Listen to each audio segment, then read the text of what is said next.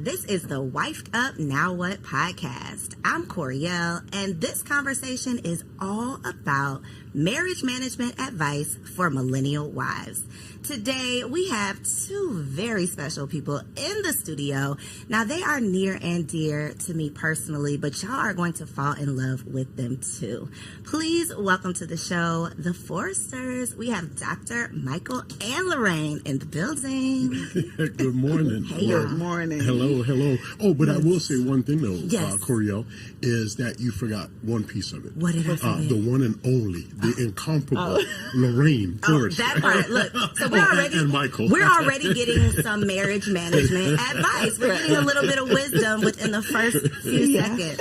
I mentioned that y'all are near and dear to me because y'all were is it counselors? Premarital counselors. Yes. Okay, premarital counselors, our officiants for our wedding, our post-marital counselors, all of the things. And so I'm always excited whenever I have the opportunity. Well, let me not lie. I was going to say I'm excited when I have the opportunity to talk to y'all. It's usually not very exciting, but I'm excited when I have the opportunity to talk to y'all publicly. Right. When it ain't just about me and my problems. Right. But we're going to talk a little bit about me and my problems today. Okay. Which is what this podcast is all about, though, because we have been led to believe that getting the husband was the hard part. You know, that's the word on the street. It's like single ladies, you got to do 1, 2, 3, 4, 5, 6 to get a man. But what's on the other side of the marriage? That is what this conversation is all about. It's like you've done it, girl. But now that honeymoon is starting to fizzle away and real life starts, real work starts. So I would love for y'all to start by just telling a little bit about your marriage. So how long have you been married? And then talk a little bit about the work that you all do as a couple. And, well, I'll just say, to you as well, you guys are very near and dear to our heart as well. Yes, definitely. We consider you to be some of our adopted children. Thank you. You've been adopted into the family. Definitely love you guys. And, Love you too. we definitely appreciate you having us here. Of course. And I think I'm going to defer to my wife because she tells the story so much Oh my goodness. What story? better than I do. But I will say, though, that, one of the things that I just really cherish, we met 42 years ago. And I was thinking about it this morning. The fact is, and it might even be a little bit shallow, but I remember when I first saw her, that there was just something about her. It was her smile and her nose. And I think, that sounds kind of weird, right? Hey, but that was something that captivated me from minute one. Yeah. I'm going to let you go ahead and finish. And he's still got this smile on his face, baby. And he loves to play with my nose. But so we did meet 42 years ago. It was love at first sight. I love the Porsche that he was driving. Okay. No, that's what caught my interest. But initially, I'll say, long story short, it was not love at first sight. He actually went to friend zone for a minute there. And then meeting his family, knowing how he was raised and all of that is what helped me to allow him to be more in my life. Okay. And in my son's life, I had a son who was 1 year old. So long story short, we've been married 38 years. And all of them have been absolutely perfect. I've been the perfect wife. That part. Right. Okay, now the truth. The truth, yes. So there were a lot of things that happened that I did not expect, that he did not expect. I definitely put him on a pedestal. I thought he was so far beyond the average guy, and found out that was not true.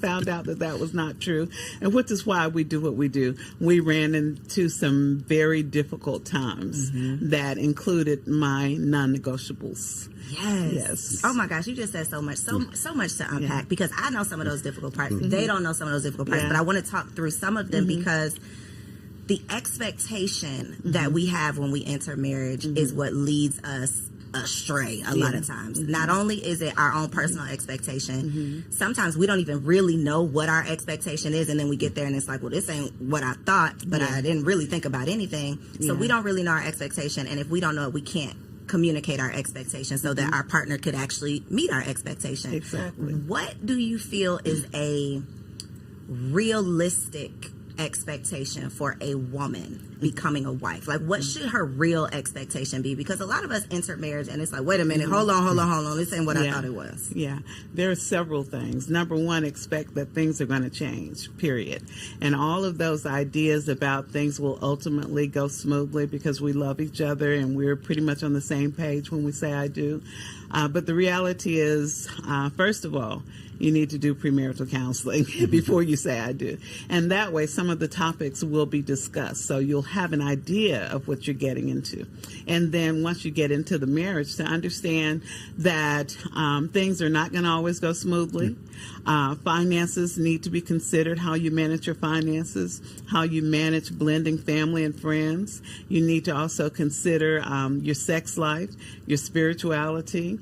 All of those things are things that you have to really think about. What is it, as you said, what is it that I want so I can communicate to my mate what I want and they'll understand it. So you mentioned something about his family, like seeing his family, and then you're like, okay, he can come on out the friend zone. We can give this a try. I think so often we overlook not just how your family is showing up. Like you go around, it's like, oh, they're cool or they're nice or whatever. But like, how were you raised? What did you witness in your home? What was your experience with relationships or communication or finances? All of those things I think we overlook because we're looking at his Porsche or we're looking at, you know, what social media tells us is important, and then we're forgetting about the real things that are going to matter once the marriage truly begins. What would you say are some of the most common challenges that y'all are seeing? Because y'all work with people premarital, but on the other side, we be sending, y'all are in our Rolodex, like, look, call them today. We send y'all so many people, and I know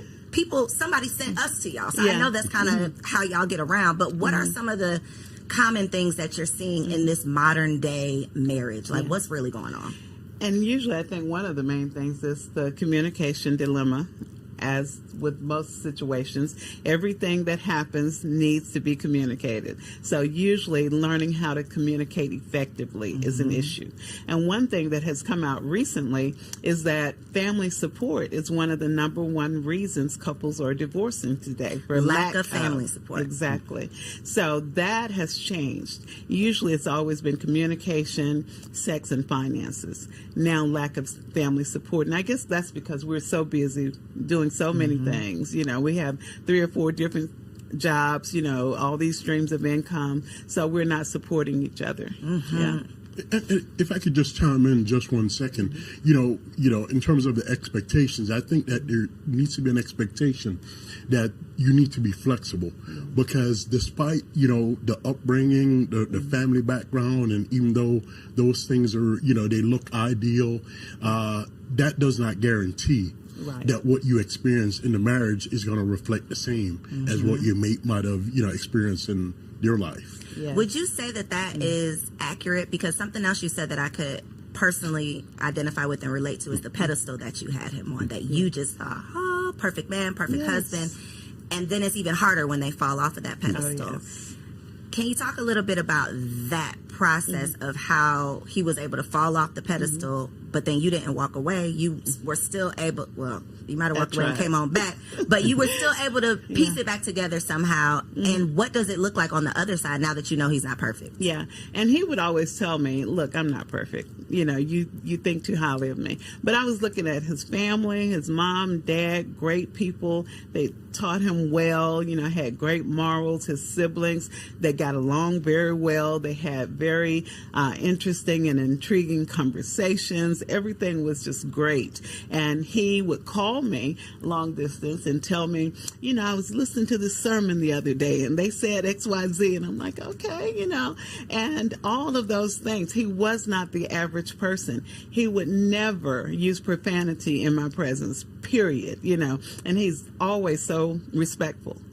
But then the tables turned. Day by day, he changed a little bit. And I think sometimes we kind of acclimate to the environment. So maybe the friends changed. I'm not saying it was on them. It was in him. But I could see a change. But they created an environment where it could come on out. Exactly. And so the things changed. Like, he would never necessarily curse me, but I would hear the profanity when he's talking to some other people, you know, which surprised me. And then I would see different things change. And ultimately, unfortunately, when I found out that he was for the streets, that was it right there. You know, You found out he was for the streets. How did you gather him back out of the streets?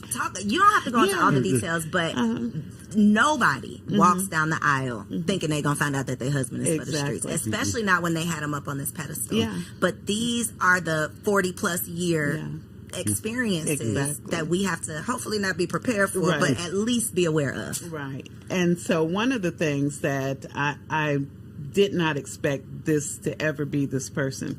I thought that he was a man of great integrity.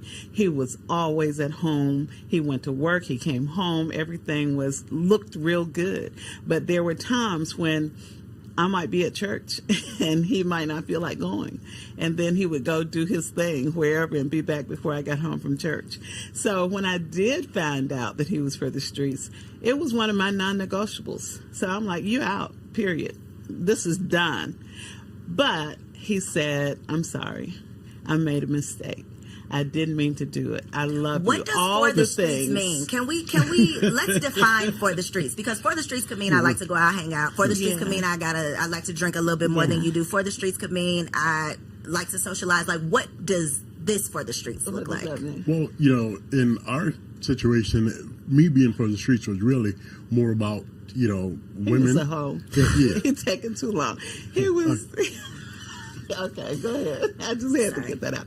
But yes, and he was, for me, not alcohol, but drugs was the other portion of it. Yeah. Right? So and it was one of those. Well, yeah. And for me, real drugs, or was it women and weed? Because weed ain't on. No. It was for real me. drugs. It was cocaine. Oh, real drugs. Right. it's my second non-negotiable. Hoes and hard drugs. No, right. Okay, got it. Yeah. There you go. And it was one fueling the other. Did one, Led to the next. Yeah. So it was just this perpetual cycle. What would you, looking back at that, because women, we're just speculating about what we think men are thinking about, and can you recall what led to, like, what was the first foot outside?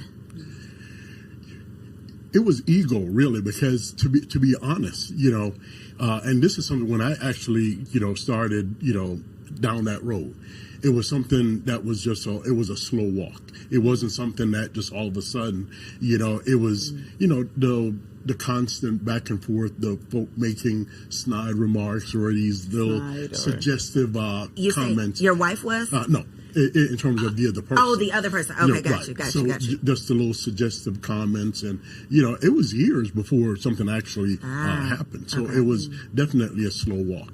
And one of the things that I can say is, even though my wife, is the incomparable, the one of a kind, she wasn't exactly perfect. But there was nothing at home that I could say, well, this is my reason or this is my excuse for doing whatever. It was never a situation where, because of what she did, caused me to go there. That's the part that gets us, though, because we be at home cooking the dinner thinking everything is cool, and then we see something, or then we get that feeling in our stomach, or then, and then we find out that he is for the streets, and it's like, but wait a minute, I thought everything was good at home. So how is there a way to prepare or prevent, or is it just this is who this person is and this is what we're gonna have to go through? I think it has a lot to do with that person and their maturity. Not anything that anybody else can do, but it's where they are, whether they're mature or whether they decide to be a person of integrity. And for me, I had to come to the realization that, especially during that phase of my life, it was, and I'll just kind of go back to the Bible. It says when I was a child, I did as a child. I spake as a child, but when I became a man, I put away childish things. And for me, that was definitely one of those phases where it was me being self-centered, selfish, and, it was that ego thing, So this is a non-negotiable, a deal breaker. It has happened. Both of them. The only two I had. The only two no you had. No drugs, no screwing around. He did both. He did both. What is the next step for you? So the next step for me initially was to get a divorce. So I went, retained an attorney, started making the payments. And then before that, I found out I was pregnant before I completed the payments. So I'm pregnant. Okay. This child needs to understand who their father is. He's not all that terrible. He can do better. So he got back on the track. He's doing everything right. Then I find out again, he's screwing around again. Was it the same person? Yes. Same I person. almost jumped out of this seat. Yes. Okay, go ahead. I'm sorry. So then I started paying the attorney. After a while, stopped the proceedings. He got back on track. Everything was fine. That happened twice. Third time, I said, okay, this is it. And we had some financial problems in there, which caused me to stop paying the attorney.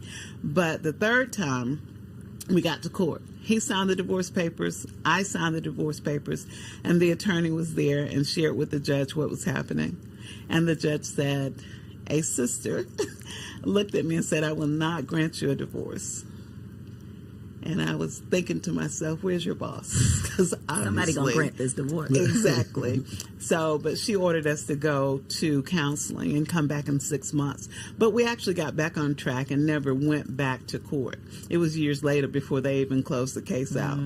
Because what I discovered was that perhaps God had something different with all of these obstacles that wouldn't allow me to get out of this marriage. So I started saying, God, what do you want? And then God prompted me to change. And I did go to one counselor at our church, and she had the audacity to tell me I had some issues. No, ma'am. No, she did not. I was like, wait a minute, he's all wrong. He's the one doing wrong. Exactly. And she shared with me some of my shortcomings. So that coupled with my conversations with God, I changed my behavior, and then he could see. I think that's what helped him to see that change was possible. So as a woman in this scenario, and I'm sure this is something that comes up with your couples, how do you not internalize it and make this about you when it's obviously, something that he's dealing with? That's part one. But then part two is, how do you take accountability of maybe you're not making this a safe space at home? Maybe you do have an attitude, whatever the counselor told you, like maybe there is some things that you need to work on. How do you not blame yourself, but then also take accountability for your part in the partnership? Yeah. So initially I started to go down that hole, as most people will, what's wrong with me? Why is it that he's out seeking something else? What's wrong with me? And then I soon realized that there was nothing wrong with me. And anything that I thought was wrong, I could fix it, or be happy with it. So I did work on myself. And then I was able to say, you know what? This is his problem. He has the issue, not me. And so with me making the changes, and that's basically what the counselor told me, that I was not making it a comfortable environment at home, because I went from wondering what's my problem to, hey, look, I'm all of that and then some. So you need to recognize. So I had to tone it down a little bit. So there had to be like a happy medium. Right. But really though, in all fairness, if there were some things, in terms of her attitude or whatever, if there was something that's present and prevailing, 9 times out of 10, it was because of something that I did, right? That it wasn't making it a warm and loving environment, creating that space for me, because she was pissed off, probably. Right? And then, so, how can I expect for her to be loving and kind if, I'm taking her down this, road, creating all this aggravation and frustration. This scenario where she can't be peaceful and calm and kind all of the time. So I'm expecting her to take the blame for me stirring the water and, getting things, stirred up. But yet she's supposed to be... Y'all were both playing your parts in it, for sure. Yeah, and it was definitely him. And some people who know me now think, oh, she's a minister. She's always got down on her knees and prayed and everything worked out. Well, when he looked at me, this came to mind. I'm peeling potatoes. It's like on Thanksgiving or Christmas Day or something. And I said something to him, and he looked at me and said, Psh, get out my face, and turned his back and walked away. And all of a sudden, the knife went sailing across the room. It was a slow motion and hit him in the back, stuck him in the back. So that's the kind of thing he provoked. 40 plus years. You know what, though? It's so necessary Yeah. to hear these conversations because people love to spend, Yeah. well, your grandma stayed married for 60 years. Yeah. But we weren't privy to what was really going on in that marriage. And Exactly. if we knew what they had to work through over Right. over a course of literally a lifetime, everybody wouldn't be, I think, running so quickly down the aisle Right. and not being prepared Yeah. to do so.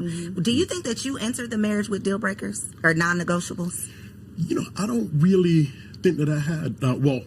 Well, I guess maybe I probably would have one, and it would probably be cheating.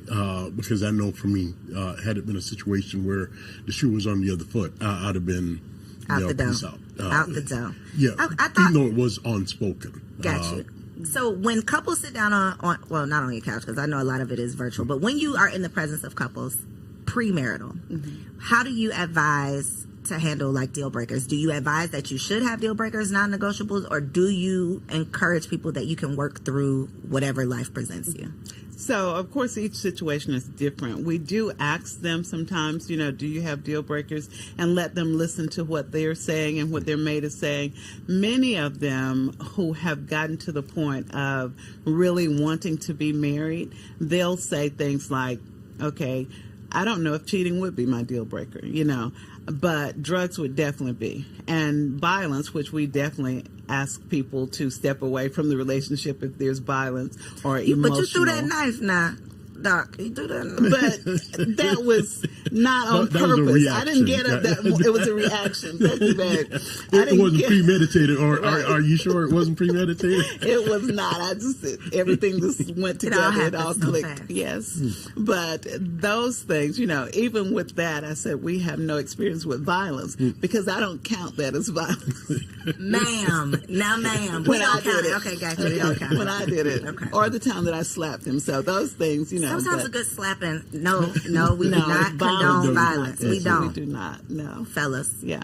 But sometimes Yeah. a little yanking. Okay, that's interesting because we've had a conversation around deal breakers, and it's usually the wife who has a laundry list of things that they're not going to deal with, and the husband who's like that one thing, like absolutely not. If you step out, I can't get through it. Yeah. In your experience with couples, though, have you had situations where it's been infidelity on the woman's part and they have been able to work through it? Have you witnessed that? We He have. said no. He started shaking his head real quick. Right. We've seen them try, but ultimately it ends in a divorce. Why do you think that is something, Yeah. well, I believe that it's really biblical, and I associate it, right, Okay. with what I consider the temple experience, right, the inner court, the outer court, and the temple, right. For most men, they consider it, especially if their wife or girlfriend or whatever the case is, have allowed another man to enter into that temple, it is a violation that he is very unlikely to be able to overcome, right? Because for most men, when their wives, are unfaithful, not only is it a physical thing if there is intercourse that happens, right? It's an emotional thing because most women do not engage sexually with someone else unless there's an emotional connection. So for most men, it's really not so much about the physical thing, but that emotional disconnect that caused her to be able to connect with someone else. And for most men, it is one of those insurmountable obstacles. Most men. We have... Can't think of one, huh? I can't even think of one We've right had now. several of them say that they would stay in it and work through it, but usually it turns out very bad and ends in divorce. Of the couples, if you had to just not necessarily give a percentage, but do you see more infidelity on the part of the husband or the wife majority of the time? Most of the time it's the husband. And then we've seen an increase, though, in the wives over the last, I would say, 8 years or so. But definitely the men are still leading. And do you think, or what are some of the, because again, we want to have preventative measures, right? Yeah. We don't all want to be, I don't want to be slapped in the face and then I got to get myself up and figure it out. Like if there's something that I could do, conversations that I could have, things I could be on the lookout for, ways that I can improve myself to prevent some of these issues, infidelity being one. Are there any things, like, just based on the real people? Because a lot of these podcasts, we just making up stuff, talking about what we would do if I was in this situation, but you haven't been, so what are you talking about? The real people that you've seen, what is the real cause? Like, what is making people step out? And how can we prevent it? I think it's insecurity and immaturity. You know, the insecurity, that stroking and making you feel good, you know, everything can be good at home.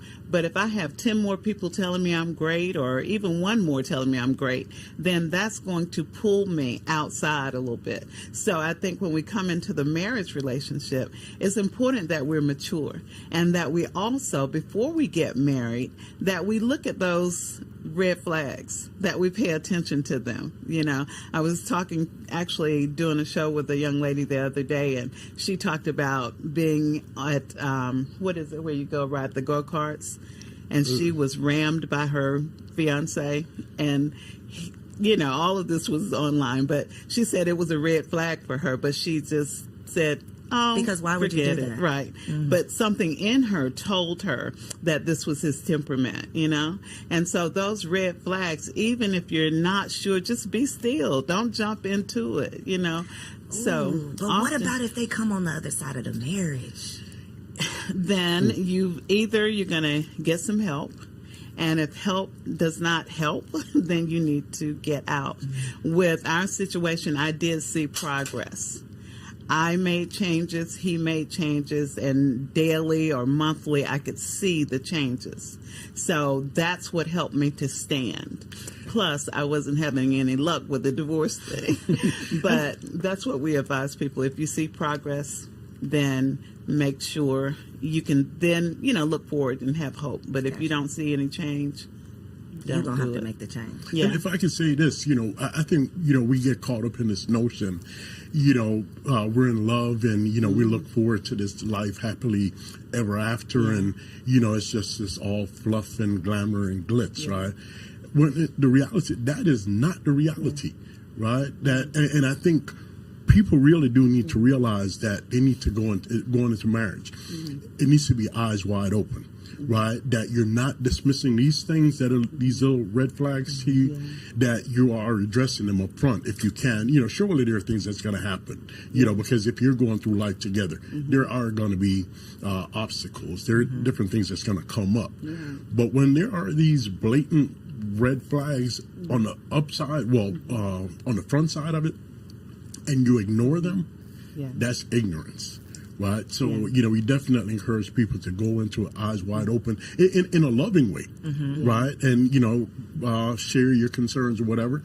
If your partner is willing to make changes or whatever, take note of that.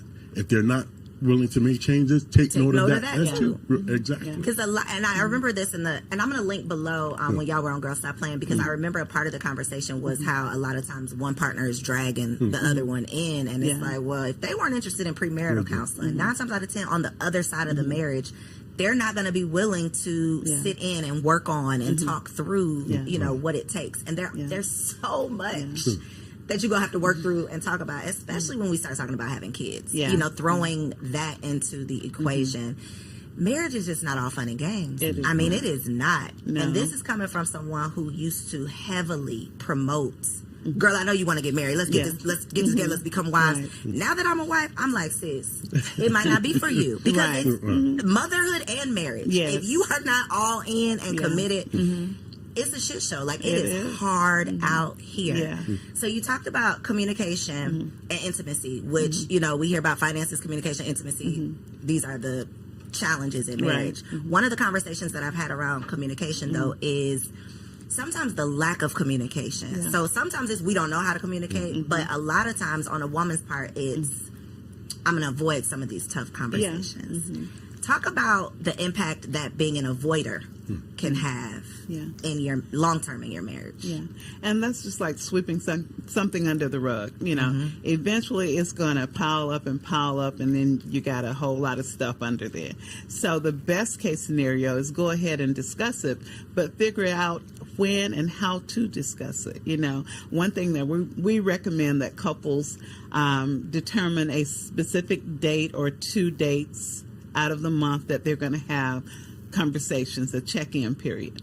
And that check-in period, then I know and my husband knows that we're going to have some tough conversation. And sometimes it might not be anything, but we still have that on the calendar. And when we do have those tough conversations, we also need to put a time limit on it. When we went through stuff, we would be up like 3 or 4 hours at night talking, but do it about 45 minutes. And if you still need to say something else, then table it and say, okay, we'll address it in another couple of days. Because if you keep picking at it and one of you are not into it, you're not going to get anything positive out of it. So with communication, you're right. The lack thereof is the biggest problem. So make sure it happens. Be intentional about it. Have a check-in time. So that they don't have to do what I do. Because y'all be seeing that email come through. Corey is scheduled at 3:34 in the morning because we didn't have this argument, and now I got to call the people. Now we got to see the people. So instead of doing that, you already have this time set aside, so it's not like I'm in trouble, because that's what it turned into. I'm telling on you. So instead of that, it's like, no, we already have this dedicated time. We're going to meet, we're going to talk, and I'm not going into it mad because it's already on the calendar. Better than me.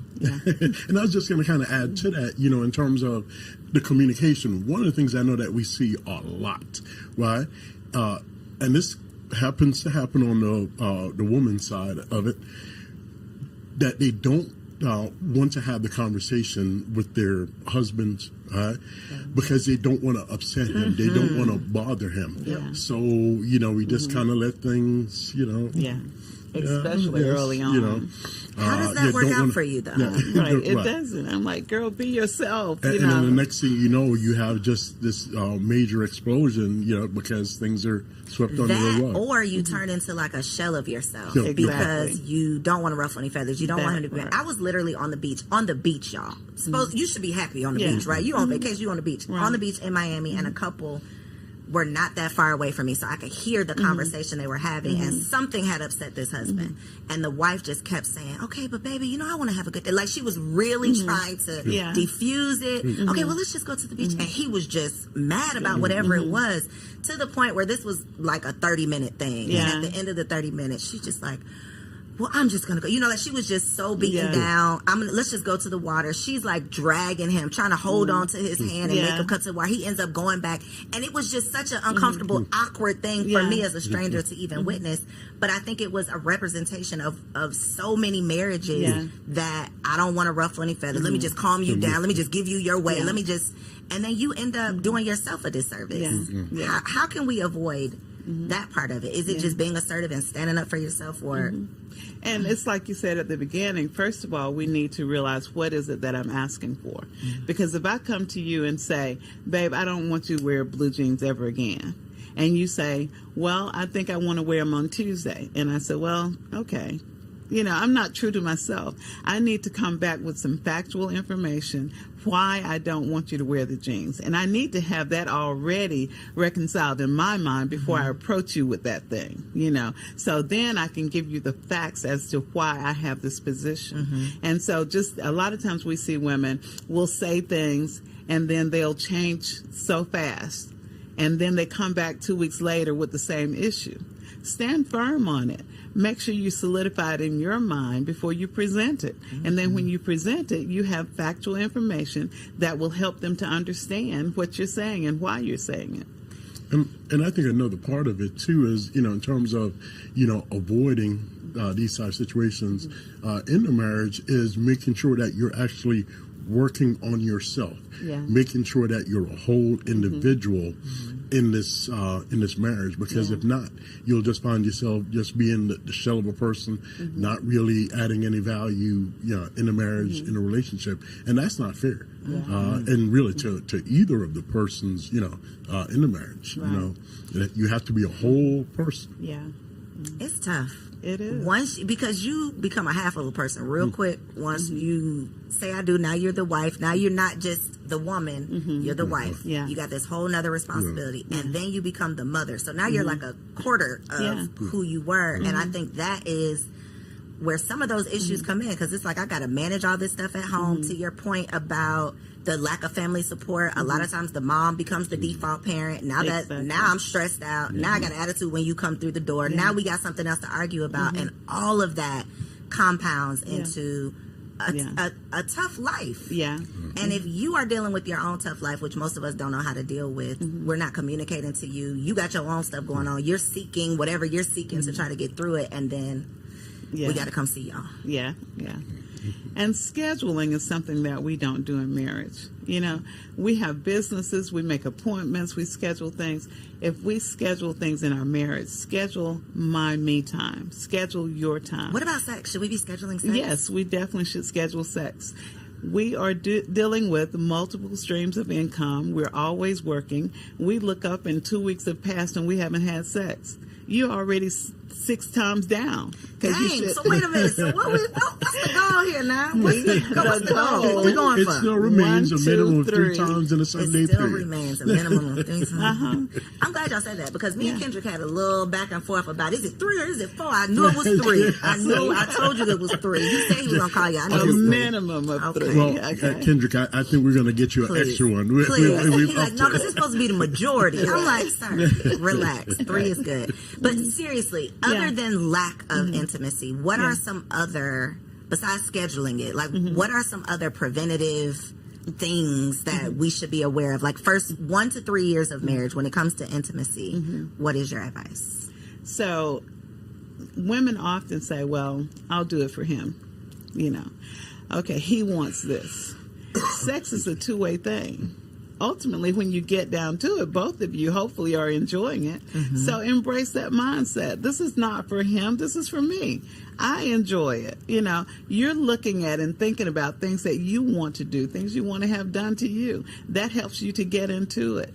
Looking at part of how they do it in the tantra sex, where you're thinking about it 24/7 and you're psyching yourself up to it. Or you go 3 days with you two touch, kiss, and everything but sex.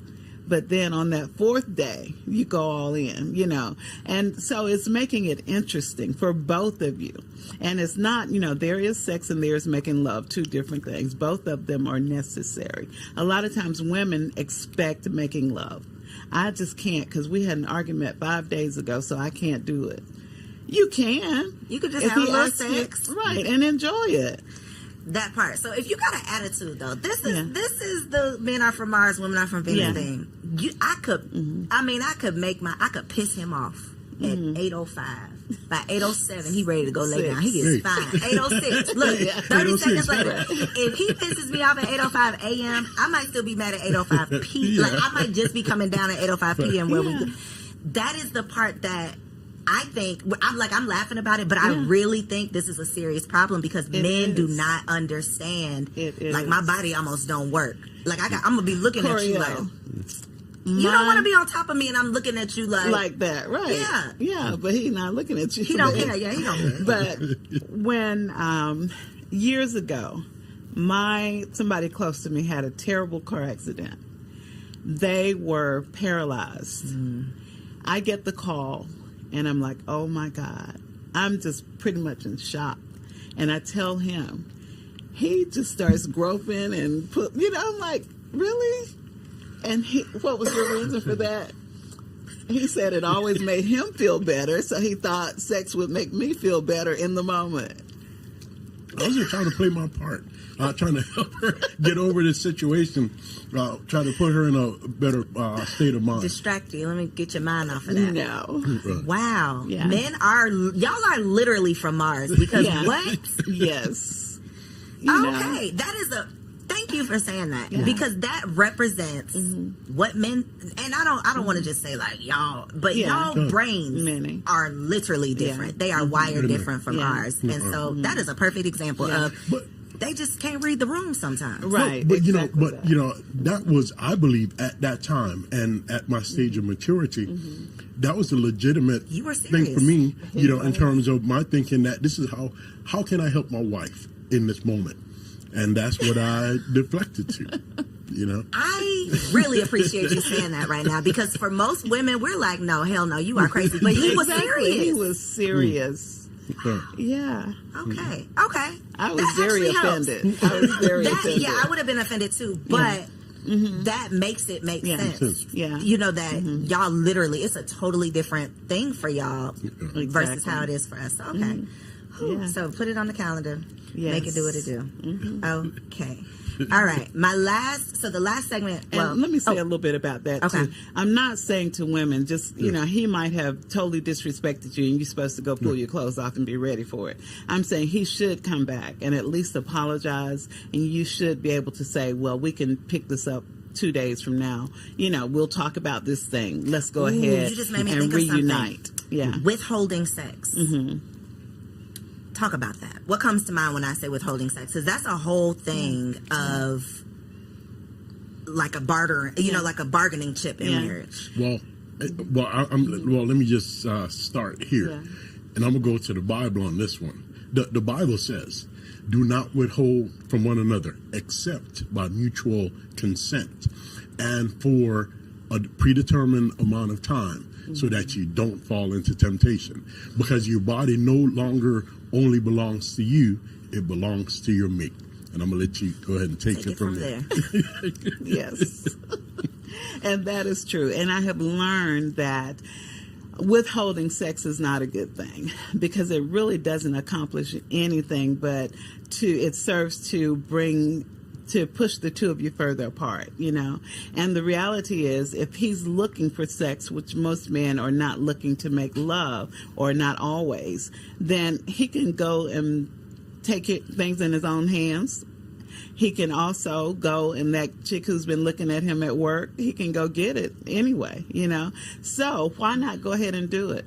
It's healthy. Just like if you go walking together, you go running together, having sex helps you in terms of building up your heart rate.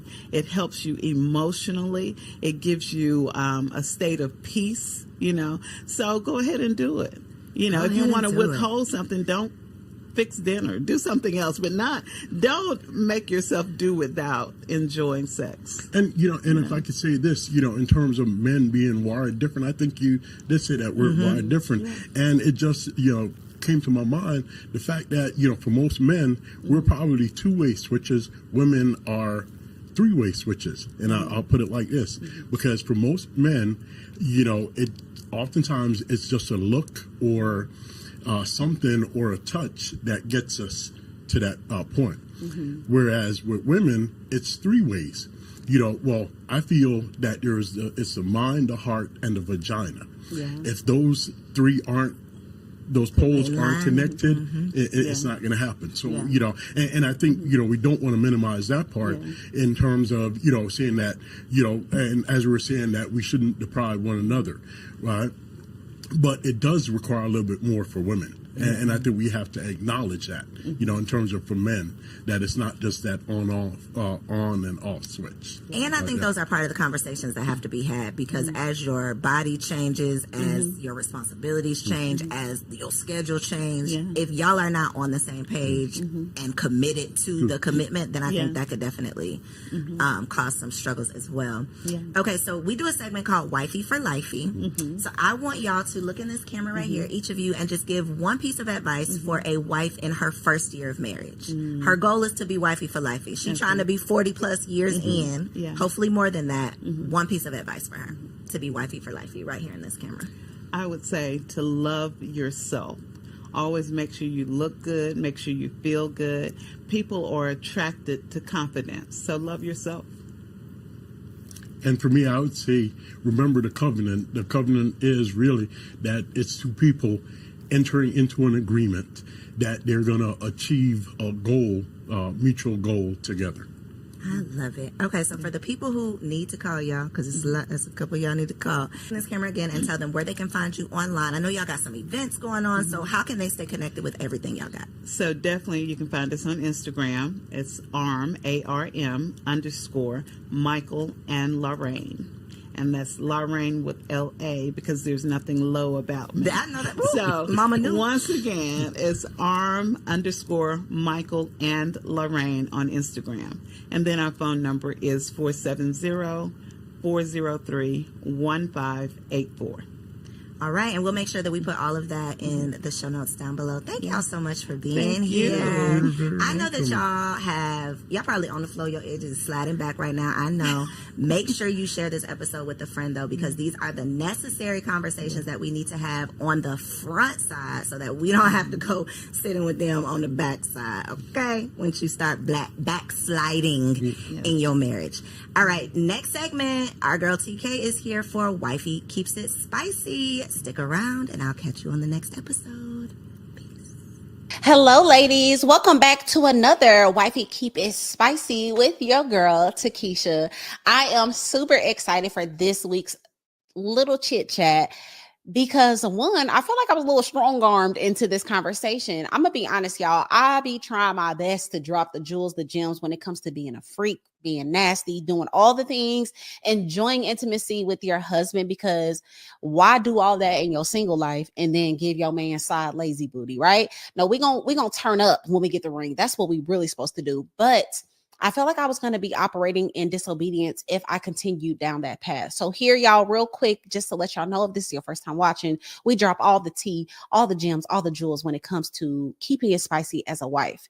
But this week, and it might be a series. I don't know. Y'all let me know if y'all want to flip this into a series. We're going to shift, right?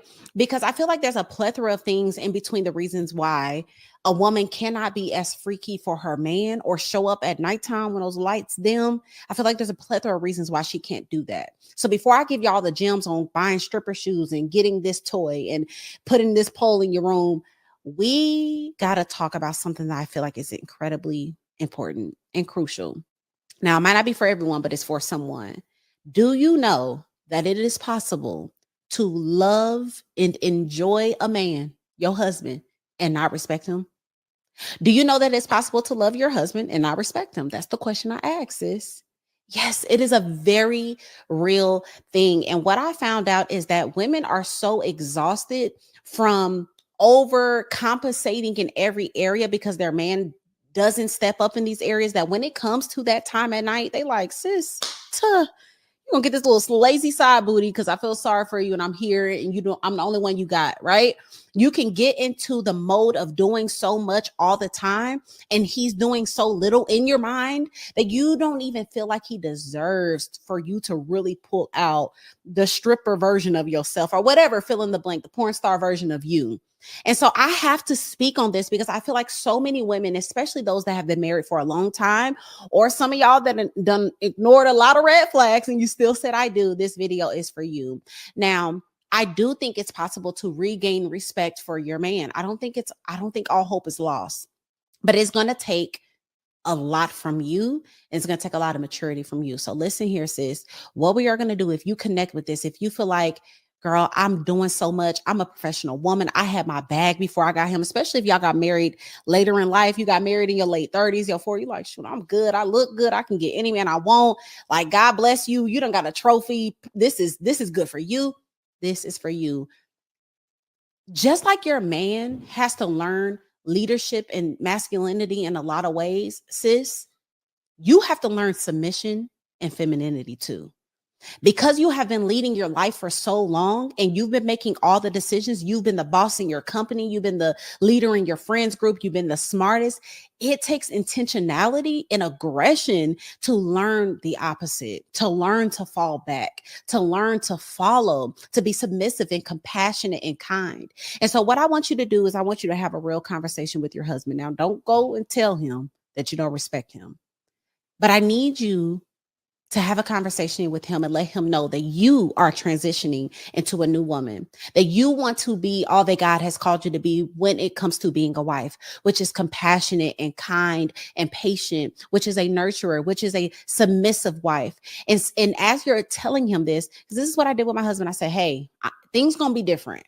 Because he wasn't used to it. He was used to me leading in a lot of ways. He was used to me giving him neck. So I had to warn him. I didn't want to just switch up. I'm like, hey, let me let you know, I'm transitioning. I'm shifting into this woman. And as I do this, I'm doing this because I trust you. And I know that you are created to be a phenomenal leader. But I must admit, I have been in the way. I have strong-armed my way in a lot of decisions. I've pushed you to the passenger seat. I want you to get back in the driver's seat, Daddy. I want you to make the decisions again. I want to support you. I want you to know that I trust your leadership, right? And having these conversations with our husband, not only to ask them for grace as we are transitioning, but letting them know, hey, it's yours. I don't want it anymore. And I promise you, as you see your husband step up more, as you see him making more decisions, as you see him saying, setback, I got this, baby, you're going to want to throw it back at the end of the night. You're going to want to do it well. You're going to want to do it just like how he likes it, okay? And so a lot of us have to admit, we've built a man that takes the back seat a lot because I got it. I'm good. I'll take it out. I'll do that. No, baby. All 2024, we are going to sit in that passenger seat. What they call them, passenger princess, whatever. We're going to set our cute little tails over there. And not saying we don't have ideas or thoughts, but we're going to let our man take the lead so that we can gain that respect back for them. So that when it comes to being spicy, oh, that's going to be light work. So y'all let me know how y'all feel about this. Let me know, are you going to have that conversation with your man? Are you going to let him know, hey, I'm ready to transition. I'm tired of wearing pants. Give me my skirt back. If you're going to do that, let me know in the comments down below and share this with a girlfriend because it's going to help somebody. Okay, until next time, y'all.